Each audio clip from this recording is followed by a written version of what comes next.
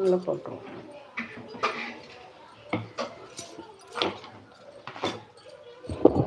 அவ்வளோதான், போதும். So dinner done. அவங்கவுங்க அந்தந்த பிளேஸில் செட்டில் பண்ணிவிடுவோம். இப்போ இதை சுற்றி ஆயில் விட்டுக்கலாம்.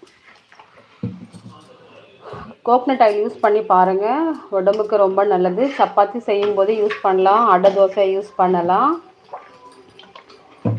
ராகி தோசை, கோதுமை மாவு தோசை, அரிசி மாவு வடை, எல்லாத்துக்குமே சூப்பராக இருக்கும் கோக்னட் ஆயில்.